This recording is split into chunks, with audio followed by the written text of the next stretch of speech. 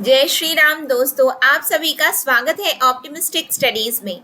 हम एडीओ की क्लास के अंतर्गत ग्रामीण विकास देख रहे थे और ग्रामीण विकास में हमने अपनी पिछली क्लास में, जो कि हमारी लेक्चर नंबर 1 क्लास 1 थी, हमने महात्मा गांधी राष्ट्रीय ग्रामीण रोजगार गारंटी योजना एमजी नरेगा स्टार्ट किया था। आई होप आप सभी ने प्रीवियस लेक्चर देखा है, अटेंड किया है और आप लोगों को चीजें समझ में आई है जो भी क्लास में बताया गया है। चलिए उसी कड़ी को आगे बढ़ाते हुए हम आज एमजी नरेगा का आगे का पार्ट देखेंगे, क्योंकि जैसा कि हमने अपनी क्लास में आप लोगों को बताया था कि हमें जो कुछ भी पढ़ना है अपने एग्जाम के लिए वो ऑथेंटिक डेटा के साथ में पढ़ना है। ऑथेंटिक डेटा होता क्या है? तो जो सरकार हमें उपलब्ध करवा रही है वही उनका ऑथेंटिक डेटा है ना। तो हमें यहाँ वहाँ की वेबसाइट में जा करके अपने से कुछ कहीं पे भी कुछ भी डाला है उसको नहीं मानना है। सरकार हमें हर चीज उपलब्ध जो करवा रही है हम उसी को मानेंगे और उसी के अनुसार हम अपनी तैयारी करेंगे। चलिए आज की क्लास को हम स्टार्ट करते हैं। क्लास को स्टार्ट करने से पहले यदि आप चैनल में पहली बार आए हैं तो चैनल को सब्सक्राइब कर लीजिए, साथ में बेल नोटिफिकेशन को ऑन रखिएगा, जिससे हम जो भी वीडियो डालें तो आप तक पहुंचती रहे। सेशन यदि आपको अच्छा लगे, आपके लाभ का लगे तो लाइक जरूर करिएगा, ज्यादा से ज्यादा लोगों तक शेयर करिएगा, जिससे ज्यादा से ज्यादा लोगों तक ये वीडियो पहुंच सके और वो भी इसका लाभ ले सके। तो आज हम जो ये एमजी नरेगा पढ़ने जा रहे हैं वो प्रशासकीय प्रतिवेदन 2024-25 जो कि सरकार के द्वारा लाया गया है, उसके अंतर्गत जो भी डेटा हमें उपलब्ध करवाया गया वही हम पढ़ेंगे। चलिए स्टार्ट करते हैं हम आज की क्लास को। प्रशासकीय प्रतिवेदन के अंतर्गत जो एमजी नरेगा के लिए जो भी डेटा उपलब्ध करवाया गया है वो हमने अपनी पिछली क्लास में जहां जो जो चीजें कर ली है उसको हम रिपीट नहीं कर रहे। हमने ये प्रस्तावना यानी कि इंट्रोडक्शन सेशन अपना कर लिया है कि कब लाया गया है, प्रथम चरण में कितने जिले थे, द्वितीय चरण में कितने थे, तृतीय चरण के अंतर्गत हमने पढ़ा था कि 1 अप्रैल 2008 से ये संपूर्ण समस्त छत्तीसगढ़ के समस्त जिलों में ये योजना प्रभावशील हो गई। लेकिन इसमें बताया गया है, इसको याद रखिएगा, कि दुर्ग जिले से प्रारंभ किए जाने से राज्य के समस्त जिलों में योजना प्रभावशील हुई है। ठीक है। जो तृतीय चरण आया, पूछा जा सकता है कि दुर्ग जिले में, क्योंकि इस तरीके का हमें हर तरीके के क्वेश्चन को तैयार करना है अपने एग्जाम के लिए, तो हमसे ये भी प्रश्न पूछा जा सकता है कि तृतीय चरण के अंतर्गत कौन सा जिला सम्मिलित किया गया था। तो कौन सा जिला सम्मिलित किया गया था? तो दुर्ग जिला, बाकी तो अन्य समस्त जिले थे ही, है ना। फिर उसके बाद उद्देश्य हमने अपनी पिछली कक्षा में कंप्लीट कर लिया था। फिर और एक चीज जो रह गई थी, देखिए जो हमने पढ़ लिया उसको रिपीट नहीं कर रही हूँ, आगे के सेशन में हम आगे की चीजें पढ़ रहे हैं। तो आप यदि नए हैं चैनल में, प्रीवियस लेक्चर को जरूर से देखिएगा। यहाँ पे यदि हम देखें तो भारत सरकार द्वारा वन अधिकार पत्र धारक यानी कि फॉरेस्ट राइट एक्ट, जो कि अनुसूचित आदिवासी परिवार के लिए निर्धारित 100 दिनों के अलावा अतिरिक्त 50 दिनों की मजदूरी का प्रावधान किया गया है। यानी कि जो फॉरेस्ट राइट एक्ट जो आपका है, जो कि अनुसूचित आदिवासियों के लिए है, शेड्यूल्ड ट्राइब्स के लिए है, तो शेड्यूल्ड ट्राइब्स के लिए जो 100 दिन का प्रावधान किया गया है भारत सरकार के द्वारा कि मनरेगा के अंतर्गत 100 दिनों का रोजगार उपलब्ध करवाया जाएगा। लेकिन यहाँ पे जो इसके अंतर्गत आते हैं, फॉरेस्ट राइट एक्ट के अंतर्गत आते हैं, तो उनके लिए क्या बताया गया है? तो उनके लिए अतिरिक्त 50 दिनों की मजदूरी का प्रावधान किया गया है। लेकिन किन परिवारों के लिए किया गया है? तो इसमें बताया गया है कि इन परिवारों के पास FRE अधिनियम 2006 it means forest right act 2006 द्वारा प्रदत्त भूमि अधिकारों के अलावा कोई अन्य निजी संपत्ति न हो। यानी कि इनके पास अन्य निजी संपत्ति नहीं होना चाहिए, लेकिन और क्या होना चाहिए? तो फॉरेस्ट राइट एक्ट के अंतर्गत जो इनका भूमि अधिकार है वो तो रहे, लेकिन इसके अलावा यदि कोई निजी संपत्ति है तो इनको जो अतिरिक्त 50 दिन वाला मजदूरी दिया जा रहा है वो नहीं दिया जाएगा। देखिए याद रखिएगा, ये +50 है, 100 तो है ही, लेकिन +50 वाला प्रावधान नहीं होगा इनके लिए। फिर अधिनियम की विशेषताएं हैं, ये हमने अपनी पिछली कक्षा में नहीं देखा था, तो इसको हम करने जा रहे हैं। देखिए हमारा जो सेशन रहने वाला है वो ये है कि पहले हम अपने थ्योरेटिकल पार्ट को कंप्लीट करेंगे और उसके बाद में हम अपने एमसीक्यू सेशन को आपके लिए लेकर के आएंगे, क्योंकि हम यदि थ्योरी नहीं जानते हैं, केवल एमसीक्यू की प्रैक्टिस कर रहे हैं, तो बहुत बार ये हमारे डीमोटिवेटिंग फैक्टर होता है जब चीजें हमसे नहीं बनती है। यदि आपने अपने से पढ़ा है तो बहुत अच्छी बात है, लेकिन बहुत सारे विद्यार्थी ऐसे हैं जो कि नहीं पढ़े हैं, है ना, तो उनके लिए सभी को सम्मिलित करते हुए ये सेशन आपके लिए थ्योरेटिकल प्लस एमसीक्यू दोनों ही प्रिपेयर किया जा रहा है। ठीक है, चलिए देखेंगे अधिनियम की विशेषताएं। तो अधिनियम की विशेषताएं है परिवार रोजगार कार्ड। परिवार रोजगार कार्ड के लिए क्या बताया गया है, तो जिसको हम जॉब कार्ड के नाम से जानते हैं। याद रखिएगा, जो आपका परिवार रोजगार कार्ड है उसको जॉब कार्ड के नाम से भी जाना जाता है। तो श्रम रोजगार हेतु इच्छुक परिवार के सदस्यों केवल वयस्क सदस्य ही रोजगार के लिए योग्य होंगे, जो कि हमने देखा है। तो श्रम रोजगार हेतु इच्छुक परिवार के सदस्य के निवास स्थान तथा उम्र की समुचित जांच के बाद पंजीकरण कर परिवार को एक जॉब कार्ड जारी किया जाता है। जारी जॉब कार्ड कम से कम 5 साल के लिए मान्य होता है। उसके बाद विधिवत सत्यापन के बाद नवीनीकरण किया जा सकता है। बहुत इंपॉर्टेंट है, याद रखिएगा, कुछ कुछ पॉइंट ही है, ज्यादा नहीं है। हमने ये जाना कि ये जो मनरेगा का प्रावधान है वो परिवार के वयस्क सदस्यों के लिए है, बिल्कुल ठीक है। तो वयस्क सदस्य जब काम कर रहे हैं तो इस योजना के अंतर्गत बताया गया है उनको ये जॉब कार्ड देते हैं। तो एक बार जब जॉब कार्ड दे देंगे तो वो 5 साल तक वैलिड होता है।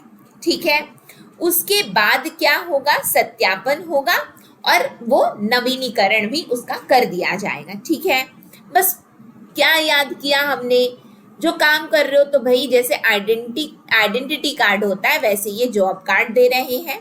परिवार रोजगार कार्ड के नाम से इन जॉब कार्ड को जाना जाता है और ये 5 साल के लिए वैलिड होता है। फिर उसका रिन्यू भी हम उसको करवा सकते हैं। क्लियर है, आगे देखते हैं। 15 दिवस के भीतर रोजगार, तो ये क्या है, तो योजना के अंतर्गत पंजीकृत ग्रामीण परिवार के वयस्क सदस्य द्वारा आवेदन किए जाने पर 15 दिवस के भीतर अकुशल शारीरिक रोजगार उपलब्ध कराया जाता है। ये हमने अपनी पिछली कक्षा में देखा है।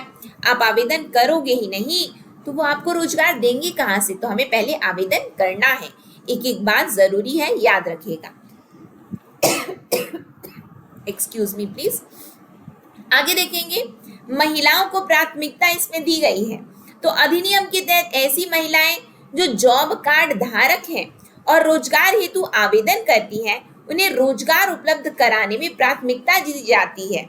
यदि हम देखें तो क्या मनरेगा के अंतर्गत महिलाओं को प्राथमिकता दी जाती है, आपके ऑप्शंस रहेंगे, तो आपको ये याद रखना है। जी हाँ, महिलाओं को, या फिर इस तरीके से पूछा जा सकता है, आजकल तो कूट में प्रश्न पूछे जाते हैं, तो उसके अंतर्गत आपसे पूछा जा सकता है कि निम्न में से कौन सा कथन सत्य है या फिर असत्य है। तो क्या महिलाओं को प्राथमिकता है मनरेगा के अंतर्गत? जी हाँ, महिलाओं को प्राथमिकता दी जाती है। यह भी सुनिश्चित किया जाता है कि पंजीकृत एवं कार्य हेतु आवेदन करने वाले में कम से कम 1/3 महिला लाभान्वित हों। बहुत इंपॉर्टेंट है, कितनी महिलाएं लाभान्वित हों, इसमें प्रावधान है कि कम से कम 1/3 महिला लाभान्वित होनी चाहिए। ठीक है, ई मस्टर रोल क्या है, तो ई मस्टर रोल जो है आपका, तो इस योजना के कार्यों हेतु पूरे राज्य में इसका प्रयोग किया जा रहा है। तो मस्टर रोल आपका साप्ताहिक जारी किया जाता है तथा सप्ताह में 1 दिवस अवकाश प्रदान किया जाता है।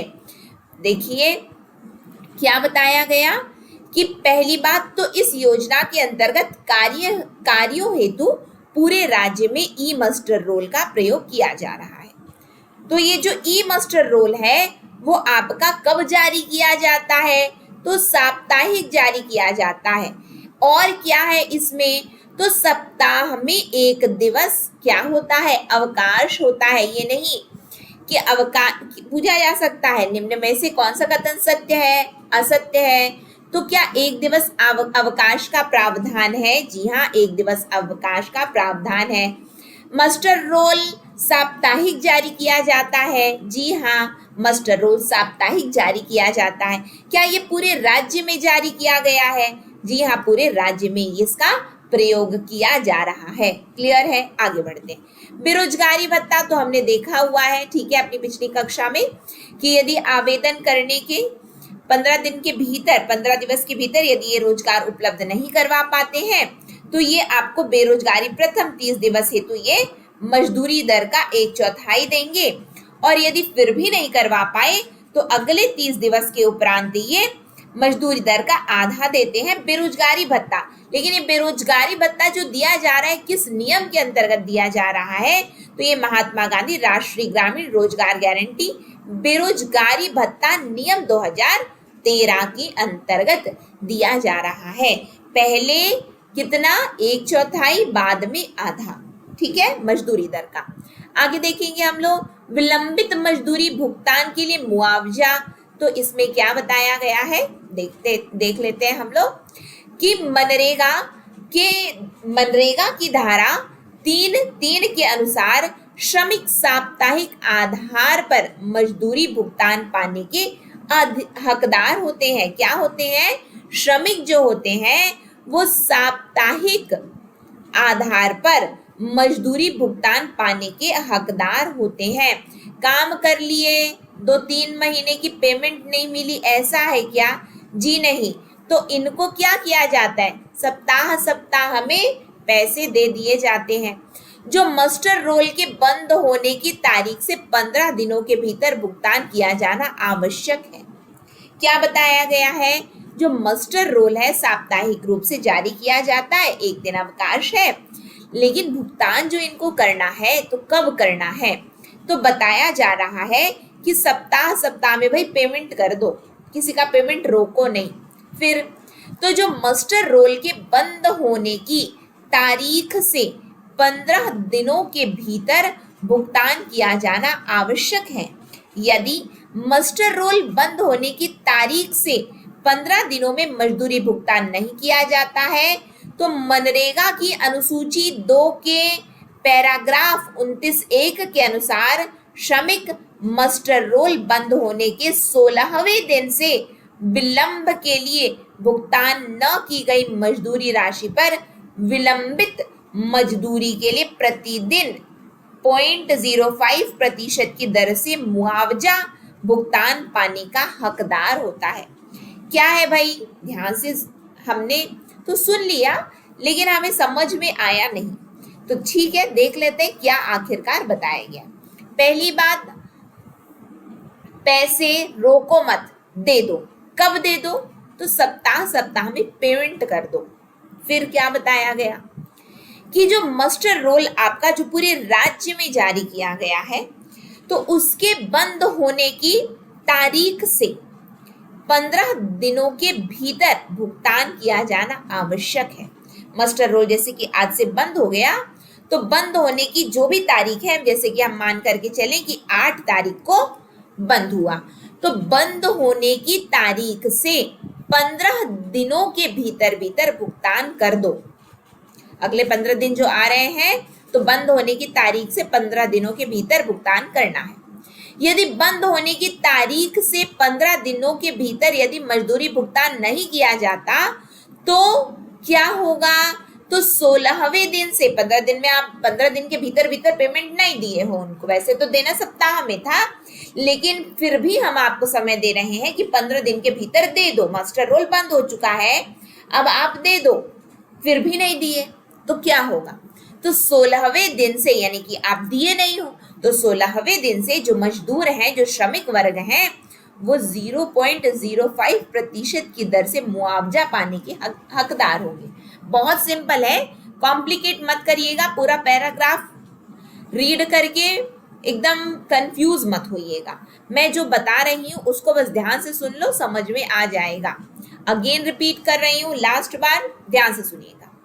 यदि भुगतान नहीं कर पाए सप्ताह में, तो जो आपका मस्टर रोल बंद होता है, ठीक उसके 15 दिन के भीतर भुगतान कर दो, भुगतान कर दो। यदि नहीं कर पाए तो 15 के बाद जो 16वां दिन आएगा, तो 16वें दिन से अब आपको मुआवजा देना है श्रमिकों को। कितना मुआवजा दोगे? तो 0.05% की दर से आप विलंबित मजदूरी के लिए आप मुआवजा दोगे। लेकिन ये जो बात कही गई तो कहाँ कही गई है? तो ये अनुसूची 2, मनरेगा की अनुसूची 2 के पैराग्राफ 29(1) में दी गई है ये बात, ठीक। लेकिन सप्ताह सप्ताह में जो पेमेंट करना है ये कहाँ बोला गया? तो मनरेगा की धारा 3 के 3 में दिया गया है। क्लियर है क्या इतनी बातें? आगे बढ़े। प्रधानमंत्री आवास योजना ग्रामीण, ये क्या है? तो प्रधानमंत्री आवास योजना ग्रामीण के हितग्राहियों को आवास निर्माण के लिए योजना के अंतर्गत 90 मानव दिवस श्रम रोजगार का लाभ प्रदान किया जाता है। यानी कि क्या बताया गया? जो प्रधानमंत्री आवास योजना है जो कि ग्रामीण है, तो हितग्राहियों को क्या बोला गया है? हितग्राहियों को आवास निर्माण के लिए इस योजना के अंतर्गत 90 मानव दिवस का श्रम रोजगार का प्रदान किया जा रहा है। यानी कि 90 डेज का मानव दिवस श्रम रोजगार प्रधानमंत्री आवास योजना ग्रामीण के हितग्राहियों को आवास निर्माण के लिए दिया जा रहा है। मजदूरी एवं सामग्री भुगतान का अनुपात तो हमने देखा था कि 60% और 40%। तो ये क्या है? तो योजना के अंतर्गत जिला स्तर पर वर्ष में किए गए व्यय राशि का मजदूरी पर न्यूनतम 60%। मजदूरी पर कितना खर्च करेंगे? तो मजदूरी पर 60% खर्च करना है और सामग्री पर 40% रखे जाने का प्रावधान किया गया है। जो 60:40 का रेशियो है, तो 60 आपको मजदूरी के लिए देना है भाई, और 40 आपको सामग्री के लिए आपको खर्च करना है। क्लियर है? तो जिला स्तर पर वर्ष में, साल भर में ये आपका प्रतिशत मेंटेन रहना चाहिए। न्यूनतम मजदूरी के लिए बताया गया है कि एमजी नरेगा की धारा 6 की उपधारा 1, धारा 6 की उपधारा 1 के तहत भारत सरकार द्वारा वित्तीय वर्ष 24-25 में राज्य के लिए मजदूरी दर 243 रुपए की गई थी। राज्य के लिए मजदूरी दर कितनी की गई थी?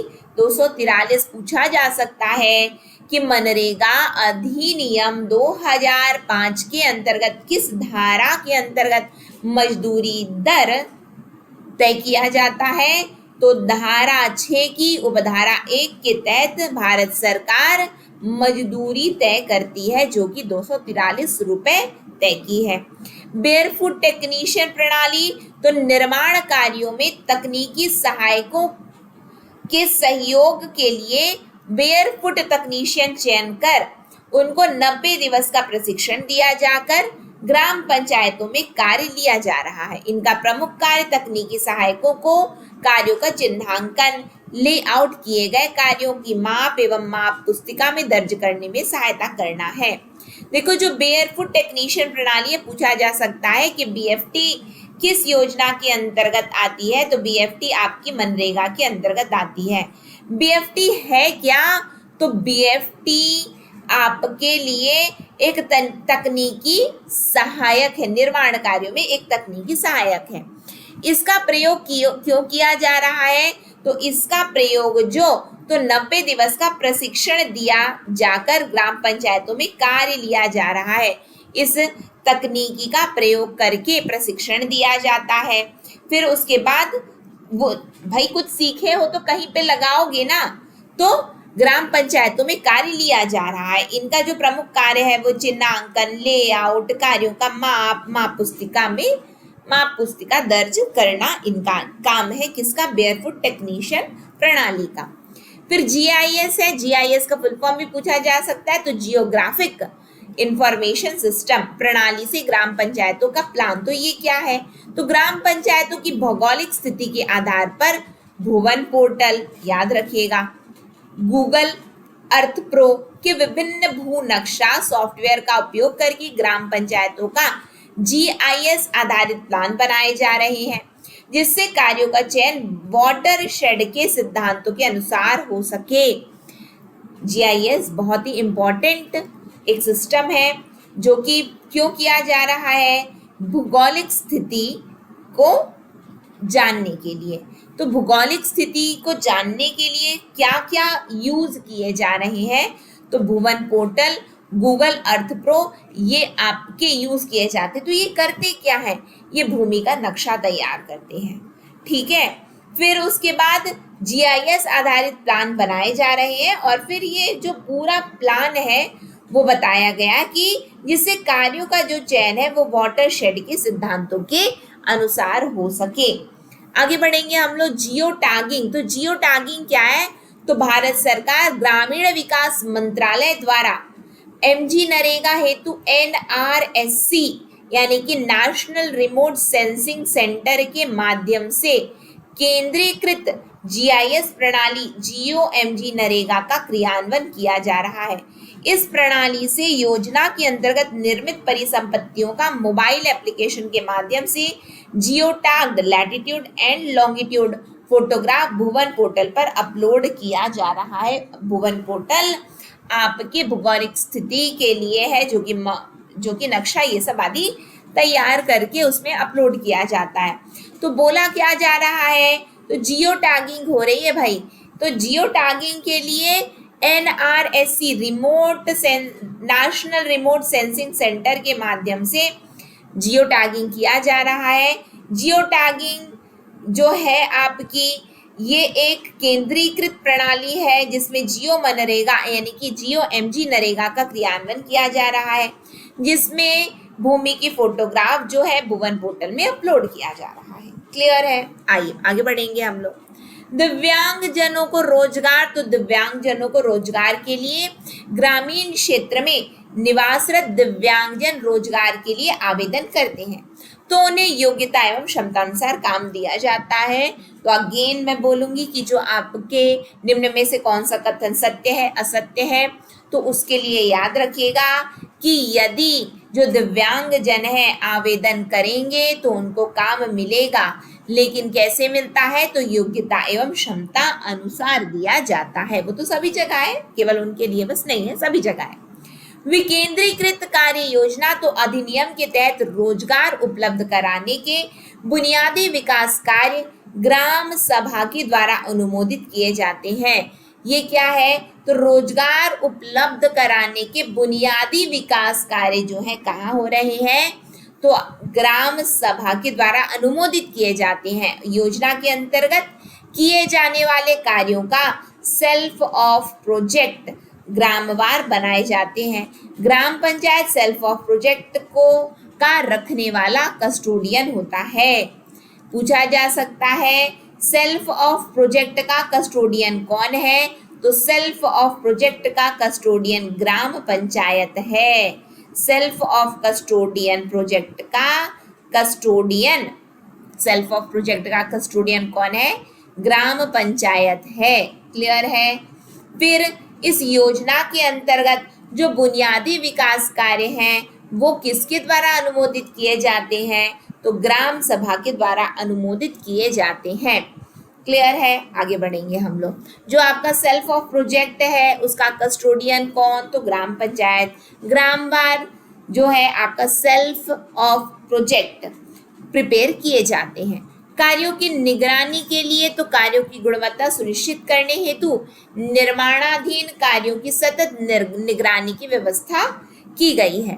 राज्य, जिला एवं विकासखंड स्तर से अधिकारियों द्वारा निरीक्षण भी किए जाते हैं और भारत सरकार द्वारा योजना के अंतर्गत चल रहे निर्माण कार्यों की निगरानी के लिए area officers monitoring visit app भी जारी किया गया है कि कार्य हो रहे हैं या नहीं हो रहे हैं। तो उसके लिए क्या बताया गया है कि सतत निगरानी चल रही है। तो सतत निगरानी तो चल रही है, तो राज्य, जिला एवं विकासखंड स्तर से अधिकारियों द्वारा निरीक्षण किए जाते हैं और भारत सरकार द्वारा योजना के अंतर्गत चल रहे निर्माण कार्यों की निगरानी के लिए area officer monitoring visit app जारी किया गया। पूछा जा सकता है area officer monitoring visit app किस योजना के अंतर्गत जारी किया गया है? तो मनरेगा के अंतर्गत जारी किया गया है। कौन किया? भारत सरकार की। क्योंकि निर्माण कार्यों की निगरानी के लिए की। मॉनिटरिंग मतलब निगरानी। ठीक।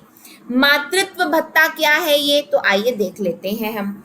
तो छत्तीसगढ़ राज्य द्वारा वर्ष 2013-14 से योजना के अंतर्गत कार्यरत गर्भवती महिला श्रमिकों के लिए जो विगत 12 माह में 50 दिन या अधिक दिवस कार्य की हो, यानी कि कितना काम किए हो, ये इन्होंने 12 माह में 50 दिन या अधिक दिवस कार्य किया है। यानी कि 12 माह में इन्होंने यदि 50 दिन या अधिक दिन इन्होंने कार्य किया है तो ही उनको मातृत्व भत्ता मिलेगा। ये नहीं कि आज आया कल परसों फिर चलेगा, ऐसे लोगों को नहीं मिलेगा। 12 माह में यानी कि 1 साल में यदि किसी ने 50 दिन या फिर उससे अधिक कोई कार्य किया तो उनको मातृत्व भत्ता दिया जाता है। तो मातृत्व भत्ते के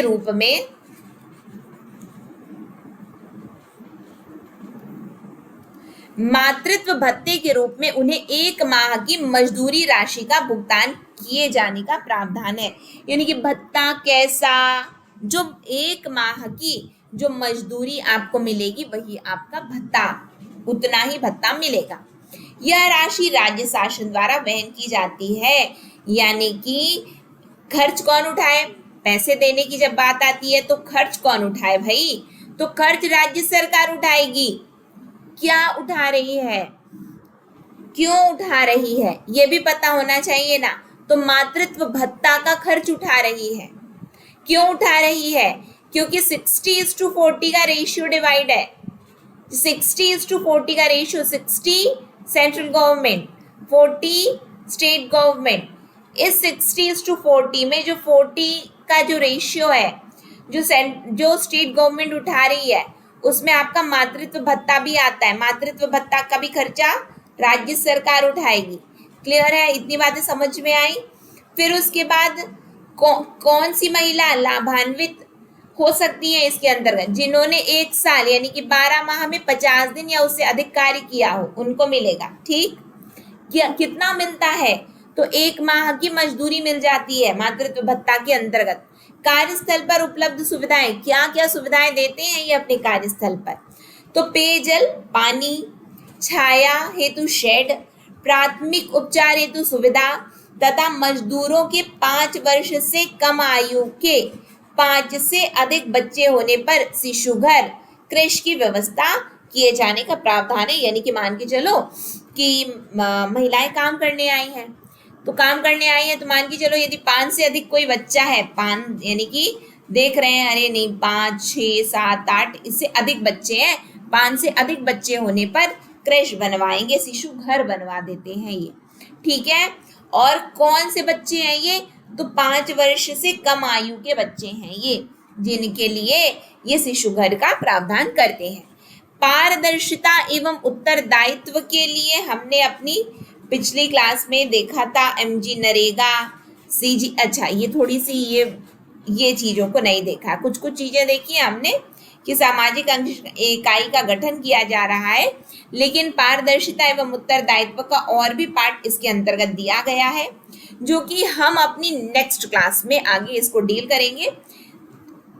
ज्यादा कुछ बचा नहीं है, थोड़ा ही चीज है, ठीक, जिसको हम अपनी नेक्स्ट क्लास में आगे कंटिन्यू कर लेंगे। ठीक है, तो फिर नेक्स्ट सेशन में मिलेंगे। आशा है कि आज की क्लास आपको अच्छी लगी हो, समझ में आई हो।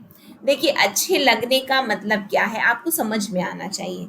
सिंपल सी इतनी बात है, आपको चीजें समझ में आए। यदि आप आए हैं, अपना टाइम दे रहे हैं, तो वो टाइम फ्रूटफुल होना चाहिए, वेस्ट नहीं होना चाहिए। मुख्य उद्देश्य हमारा ये है।